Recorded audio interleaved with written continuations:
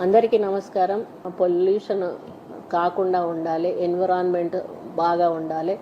Environment బాగున్నప్పుడే మనం కూడా ఆరోగ్యంగా ఉంటాము. కాబట్టి ఒక ఎన్విరాన్మెంట్ మినిస్టర్గా నేను ఒకటే మీకు సందేశం ఇవ్వాలనుకుంటా ఉన్నాను. ఇటువంటి ప్లాస్టిక్ బాటిల్స్ దయచేసి యూజ్ చేయకండి. దీనివల్ల పర్యావరణంలో పరిరక్షణకు ప్రాబ్లం అవుతుంది.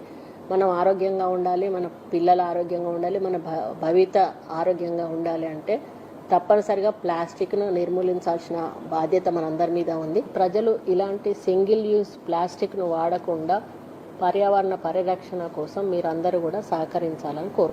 కాబట్టి దయచేసి ఎవరు కూడా ప్లాస్టిక్ బాటిల్స్ యూజ్ చేయకండి. ఇలాంటి గాజు బాటిల్స్ తీసుకోండి. అవసరమైతే గాజు గ్లాసులలో ఇలా పోసుకోండి. అంతే తప్పితే దయచేసి బాటిల్స్ వాడకండి. ఇది నా రిక్వెస్ట్. ఇది మన కోసం, మనందరి కోసం, మన భవిష్యత్తు కోసం అని తెలియజేసుకుంటూ సెలవు. అందరికీ నమస్కారం. పొల్యూషన్ కాకుండా ఉండాలి, ఎన్విరాన్మెంట్ బాగా ఉండాలి. ఎన్విరాన్మెంట్ బాగున్నప్పుడే మనం కూడా ఆరోగ్యంగా ఉంటాము. కాబట్టి ఒక ఎన్విరాన్మెంట్ మినిస్టర్గా నేను ఒకటే మీకు సందేశం ఇవ్వాలనుకుంటా ఉన్నాను. ఇటువంటి ప్లాస్టిక్ బాటిల్స్ దయచేసి యూజ్ చేయకండి. దీనివల్ల పర్యావరణంలో పరిరక్షణకు ప్రాబ్లం అవుతుంది.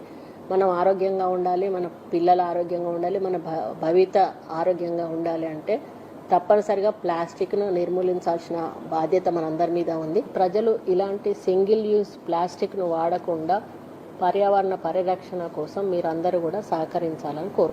కాబట్టి దయచేసి ఎవరు కూడా ప్లాస్టిక్ బాటిల్స్ యూజ్ చేయకండి. ఇలాంటి గాజు బాటిల్స్ తీసుకోండి. అవసరమైతే గాజు గ్లాసులలో ఇలా పోసుకోండి.